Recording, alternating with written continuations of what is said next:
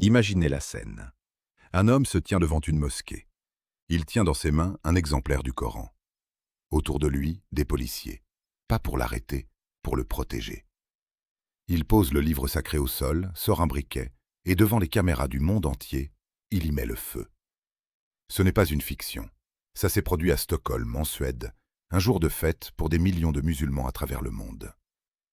Et pendant que les images faisaient le tour de la planète, pendant que des millions de cœurs se brisaient d'Istanbul à Jakarta, en passant par Bagdad et Rabat, une question a commencé à circuler, discrète d'abord, puis de plus en plus forte. Pourquoi certains pays autorisent-ils ça? Pourquoi la loi protège-t-elle celui qui brûle un livre sacré, plutôt que ceux dont le cœur saigne en le voyant brûler? Et puis, à des milliers de kilomètres de là, dans une petite ville du Caucase appelée Derbent, un homme très différent a pris la parole. Un homme que le monde entier connaît, que beaucoup admirent, que d'autres redoutent. Vladimir Poutine. Ce jour-là, dans une mosquée historique, entouré de dignitaires musulmans, il a reçu un exemplaire du Coran entre ses mains. Et il a dit une chose qui a fait le tour du monde musulman en quelques heures. Que profaner le Coran en Russie est un crime. Que ce livre est sacré pour les musulmans et qu'il doit l'être pour tout le monde. Ces mots ont électrisé des millions de personnes. Sur les réseaux sociaux, dans les mosquées, dans les foyers, on a partagé cette phrase comme une bouffée d'air, comme une reconnaissance enfin exprimée. Pendant que d'autres pays débattaient de liberté d'expression pour justifier qu'on brûle le livre saint, la Russie, elle, plaçait cet acte dans la catégorie des crimes. Alors aujourd'hui, on va poser les questions qui comptent vraiment. Pourquoi la Russie a-t-elle choisi cette voie? Que dit réellement la loi russe sur la profanation du Coran? Qui a été condamné et pourquoi exactement? Est-ce un geste de respect sincère envers l'islam ou un calcul politique soigneusement orchestré? Et surtout, qu'est-ce que cette histoire nous apprend, à nous, sur ce qui est vraiment sacré et sur la manière dont le monde traite ce qui touche au cœur de plus d'1,5 milliard de croyants? Restez avec moi jusqu'au bout, parce que ce que vous allez découvrir va bien au-delà de la politique.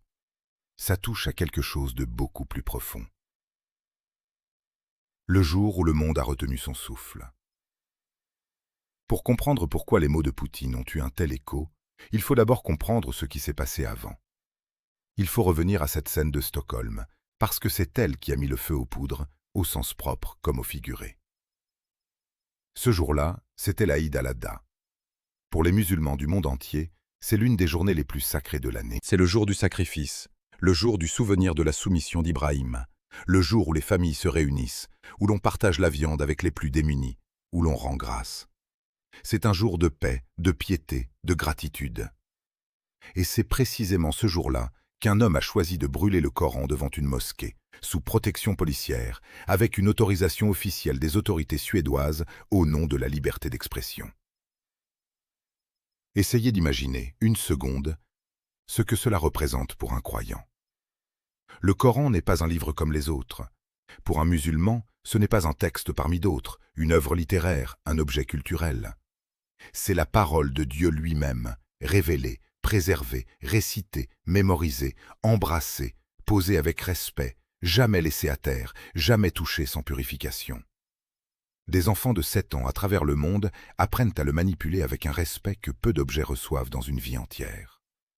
Des grands-mères l'embrassent avant de le ranger. Des hommes le portent contre leur cœur pendant les voyages. Alors quand ce livre est jeté à terre, piétiné, brûlé, ce n'est pas seulement une provocation, c'est une blessure qui touche directement l'âme. Une blessure qui traverse les frontières, les cultures, les générations. La nouvelle s'est propagée en quelques minutes. Des manifestations ont éclaté dans plusieurs pays. Des ambassades ont été prises pour cible. Des gouvernements ont convoqué des ambassadeurs suédois pour exprimer leur indignation. Le roi du Maroc a rappelé son ambassadeur en Suède. La Turquie, l'Irak, l'Arabie saoudite, l'Égypte, la Jordanie, les condamnations ont afflué de tout le monde musulman, unanime, sans distinction de courant, de pays, de sensibilité politique. Et au milieu de cette tempête d'indignation, deux camps se sont dessinés très nettement. D'un côté, des pays occidentaux qui ont défendu, bon gré mal gré, le droit de cet homme à s'exprimer, aussi douloureux que cela puisse être pour des millions de croyants. La liberté d'expression, disait-il, doit primer, même quand elle blesse. De l'autre côté, un homme, À des milliers de kilomètres de là, qui a choisi de dire l'inverse?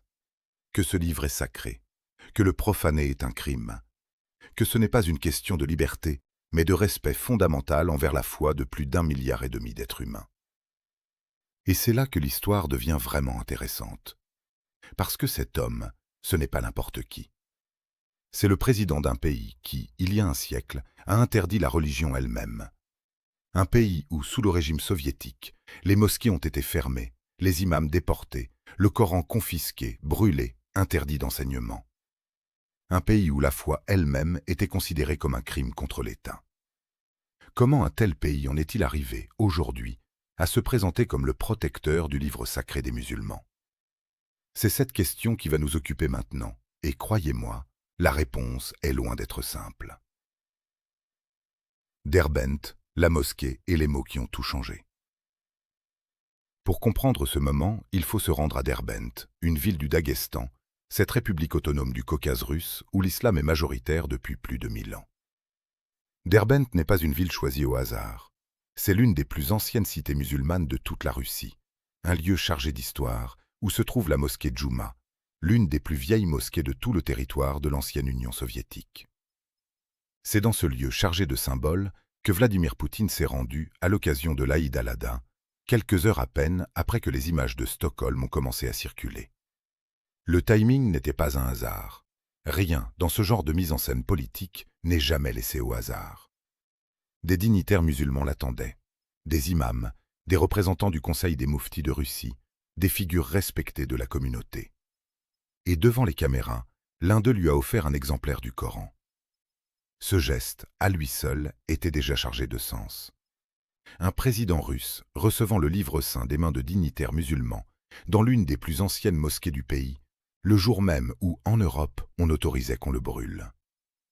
Et c'est là que Poutine a prononcé les mots que des millions de personnes allaient reprendre, partager, commenter dans les jours qui ont suivi. Il a dit, en substance, que ce livre est sacré pour les musulmans et qu'il devrait l'être pour tout le monde. Il a rappelé que dans son pays, contrairement à d'autres, le manque de respect envers les sentiments religieux est considéré comme un crime, aussi bien au regard de la Constitution que du code pénal russe. Il a promis que ce livre trouverait une place digne au Kremlin. Prenez un instant pour mesurer la portée symbolique de cette phrase. Trouver une place digne au Kremlin. Le cœur même du pouvoir russe, le symbole absolu de l'autorité de l'État, accueillant le livre sacré des musulmans comme un objet d'honneur. Pour des millions de croyants à travers le monde, épuisés de voir leur foi moquée, leurs livres profanés, leurs sentiments religieux traités comme quelque chose d'accessoire, cette déclaration a résonné comme une victoire. Enfin, se sont dit certains, un dirigeant puissant qui prend position sans ambiguïté. Enfin quelqu'un qui dit tout haut ce que tant de musulmans pensent tout bas. Que ce livre mérite le respect, point final, sans négociation, sans débat sur la liberté d'expression. Les réactions n'ont pas tardé. Sur les réseaux sociaux, dans le monde arabe, en Asie du Sud, en Afrique, les partages se sont multipliés. Des chaînes de télévision religieuses ont salué la position russe. Des imams, dans leur prêche du vendredi, ont cité les propos de Poutine comme un exemple à suivre. Mais derrière cette scène soigneusement orchestrée, une question dérangeante commence à se poser. Est-ce que ces mots suffisent? Est-ce qu'une déclaration, aussi forte soit-elle, change vraiment quelque chose? Ou bien s'agit-il d'autre chose, de plus calculé, de plus stratégique? Pour répondre à cette question, il faut aller au-delà des mots. Il faut regarder la loi elle-même. Parce qu'en Russie, cette interdiction n'est pas née ce jour-là, à Derbent. Elle a une histoire. Et cette histoire est beaucoup plus ancienne et beaucoup plus complexe que ce que les gros titres laissent penser. La loi russe, une arme à double tranchant. Reculons de 10 ans en arrière. En 2013, la Douma, le Parlement russe, adopte une loi qui va changer durablement le paysage juridique du pays en matière religieuse. Cette loi, portée par le président Poutine lui-même, introduit dans le code pénal russe la notion d'atteinte aux sentiments religieux des croyants. Concrètement, que dit cette loi? Elle prévoit que toute personne qui profane volontairement, en public, des textes religieux, des objets de culte, des lieux sacrés, ou qui exprime publiquement un mépris destiné à offenser les sentiments religieux des croyants, s'expose à des sanctions pénales. Selon la gravité des faits, cela peut aller d'une amende de plusieurs dizaines de milliers de roubles à des peines de travaux obligatoires, voire à des peines de prison pouvant atteindre plusieurs années dans les cas les plus graves, notamment lorsque les actes sont commis dans un lieu de culte ou avec usage de violence. Cette loi ne visait pas uniquement le Coran. Elle protège, en théorie, l'ensemble des textes et objets sacrés de toutes les religions reconnues en Russie. Le christianisme orthodoxe, l'islam, le judaïsme, le bouddhisme. Mais dans un pays où l'islam représente la deuxième religion, avec plus de 20 millions de croyants, principalement dans le Caucase et le long de la Volga, cette loi a pris, aux yeux de la communauté musulmane, une signification toute particulière. En 2023, en réponse directe à la vague d'autodafé du Coran qui a secoué l'Europe du Nord, la Russie renforce encore son discours et son arsenal juridique. Poutine, dans ses discours, cite explicitement l'article de son code pénal qui protège les sentiments religieux, comme la preuve que son pays traite cette question avec le sérieux qu'elle mérite, contrairement, selon lui, à des pays occidentaux qui laissent faire au nom d'une liberté d'expression absolue. Et sur le papier, cette fermeté a de quoi impressionner. Pour un croyant qui a grandi en voyant son livre sacré traité comme un simple sujet de polémique politique dans d'autres pays, entendre qu'un État puissant considère sa profanation comme un crime pénal, c'est une forme de reconnaissance rare. Mais voici où l'histoire commence à se compliquer sérieusement. Parce que cette même loi, censée protéger les sentiments religieux de tous les croyants, a aussi été utilisée d'une manière que beaucoup, y compris à l'intérieur même de la Russie, jugent profondément troublante. Rappelez-vous du groupe punk Pussy Riot, condamné et emprisonné après une performance dans une cathédrale orthodoxe de Moscou. Rappelez-vous de ce jeune vidéaste de 21 ans, arrêté après avoir joué à un jeu vidéo populaire à l'intérieur d'une cathédrale, condamné à plusieurs années de prison avec sursis pour atteinte aux sentiments des croyants. Ces affaires ont montré au monde entier que cette loi, dans les faits, pouvait aussi devenir un outil pour faire taire des voix dissidentes, des artistes, des critiques du pouvoir, bien au-delà de la simple protection du sacré.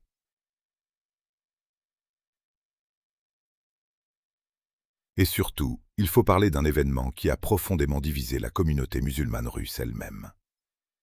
Dans la ville de Novorossiysk, un tribunal a ordonné la destruction d'une traduction du Coran. Une traduction pourtant réputée et largement utilisée, signée par un théologien respecté, sous prétexte qu'elle aurait été classée comme un texte extrémiste, au regard d'une autre loi russe, une loi antiterroriste datant de 2002. Cette décision a provoqué une onde de choc parmi les dignitaires musulmans russes eux-mêmes, qui ont dénoncé un arbitraire absurde, une contradiction totale avec le discours officiel du Kremlin sur le respect du livre saint. Comment comprendre cela? Comment un État qui se présente comme le gardien du Coran peut-il, dans le même temps, autoriser qu'un tribunal en ordonne la destruction d'une traduction? C'est une question à laquelle il n'existe pas de réponse simple, et c'est précisément cette contradiction qui va nous mener au cœur du sujet le plus délicat de cette histoire.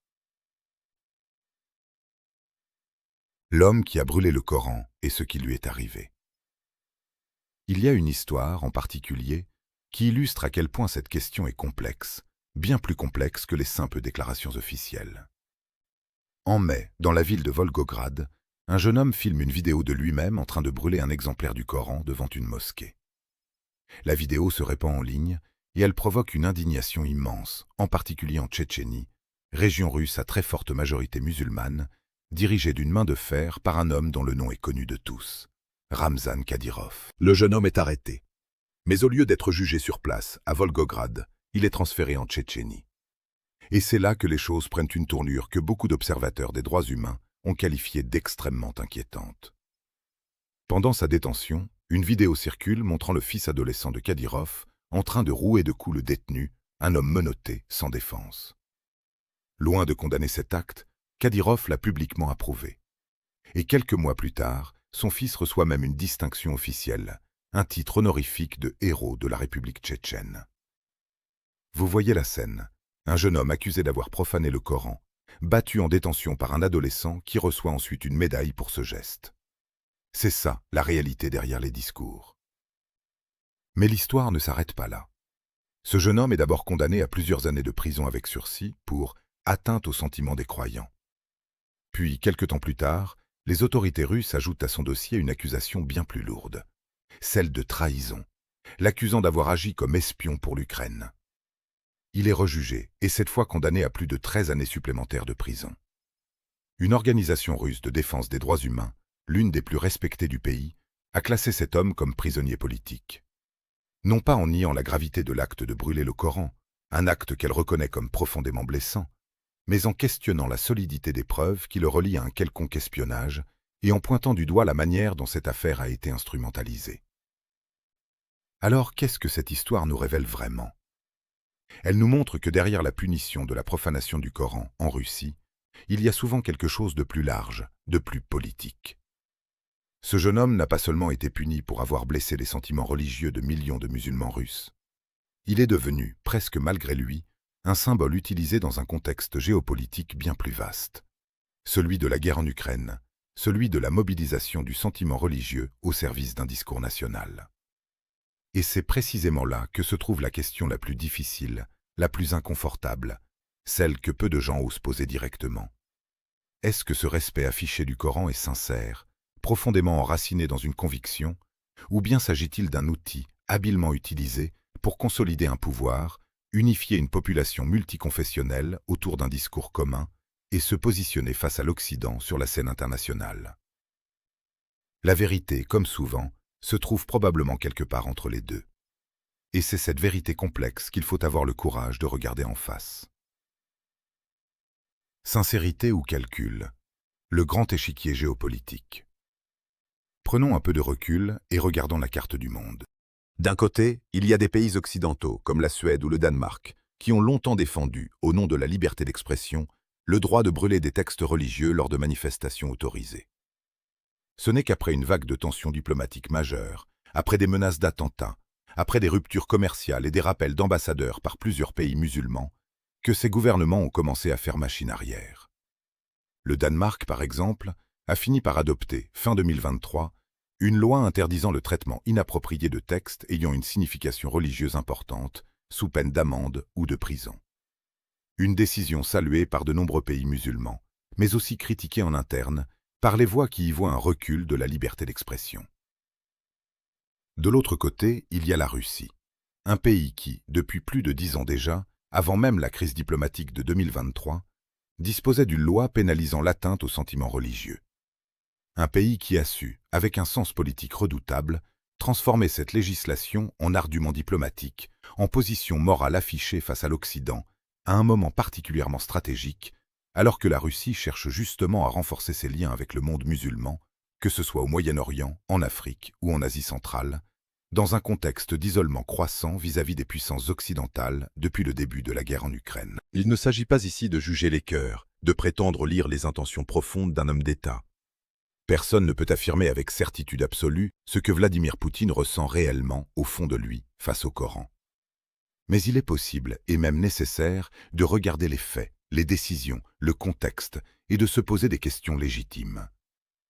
Est-ce un hasard si cette déclaration à Derbent est intervenue le jour même où les images de Stockholm faisaient le tour du monde?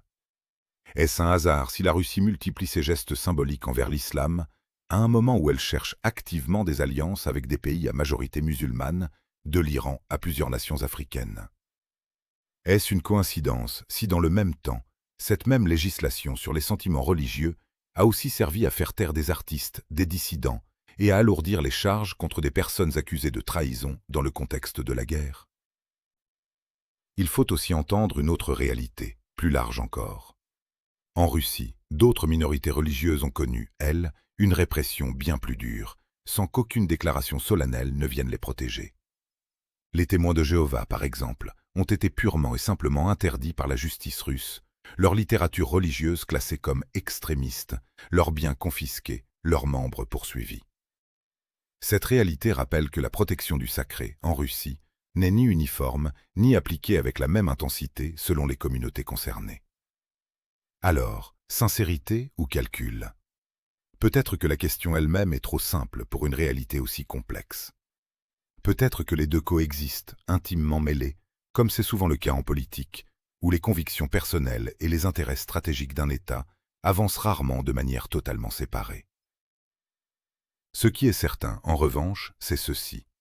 Pour des millions de musulmans à travers le monde, fatigués, blessés, épuisés de voir leur foi traitée comme un sujet de controverse récurrent dans certains pays, entendre qu'un pays puissant refuse cette banalisation, même pour des raisons qui restent discutables, a une résonance émotionnelle profonde. Et c'est cette résonance, plus que la politique elle-même, qu'il faut prendre le temps de comprendre. Alors, à la fin de tout ça, que reste-t-il? Il reste d'abord une vérité simple, universelle, qui dépasse largement la Russie, la Suède ou n'importe quel calcul politique. Le Coran, pour plus d'1,5 milliard de musulmans à travers le monde, n'est pas un simple livre.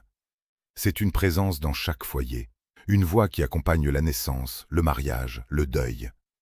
C'est le refuge de celui qui traverse l'épreuve, la lumière de celui qui cherche un sens. Le voir profané, brûlé, jeté à terre, c'est ressentir une douleur qui ne s'explique pas facilement et qui ne l'a jamais vécue. Et face à cette douleur, le monde s'est divisé. D'un côté, des voix qui invoquent la liberté d'expression pour justifier l'injustifiable. De l'autre, des voix, parfois sincères, parfois intéressées, souvent les deux à la fois, qui affirment que certaines choses doivent rester sacrées, quoi qu'il en coûte. Cette histoire de la Russie et du Coran nous apprend quelque chose d'essentiel sur notre époque. Elle nous apprend que le respect du sacré ne devrait jamais dépendre d'un calcul géopolitique, d'une alliance stratégique ou d'un contexte de guerre. Il devrait être une évidence, partout, pour tous, en toutes circonstances. Elle nous apprend aussi qu'il faut savoir regarder au-delà des discours, au-delà des images soigneusement mises en scène devant une mosquée, pour comprendre ce qui se passe réellement, dans toute sa complexité, ses contradictions, ses zones d'ombre. Mais surtout, cette histoire nous rappelle une chose essentielle. Ce n'est pas un dirigeant, aussi puissant soit-il, qui donne sa valeur au Coran. Le Coran est sacré parce qu'il l'est, en lui-même, indépendamment de qui le défend ou de qui l'attaque. Indépendamment des lois qui le protègent ou des lois qui échouent à le faire. Sa valeur ne dépend d'aucune déclaration officielle, d'aucun code pénal, d'aucune mise en scène politique. Elle est portée, jour après jour, par des millions de croyants anonymes qui le récitent avant l'aube, qui le transmettent à leurs enfants, qui trouvent en lui la paix quand le monde extérieur semble s'effondrer. Et peut-être que c'est ça, au fond, le plus grand enseignement de cette histoire. Peu importe qui parle en son nom, peu importe qui prétend le défendre ou qui ose le profaner.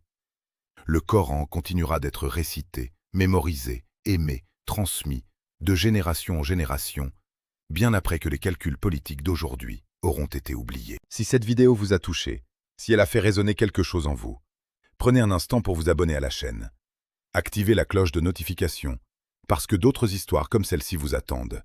Des histoires qui méritent d'être racontées avec honnêteté, avec profondeur, sans simplification, sans parti pris facile. Dites-moi en commentaire ce que vous pensez de cette histoire. Pensez-vous que ce respect affiché est sincère ou stratégique? Partagez cette vidéo avec quelqu'un qui a besoin de l'entendre, quelqu'un qui, comme vous, croit que certaines choses méritent d'être défendues, racontées, comprises. Et on se retrouve très vite pour une nouvelle histoire.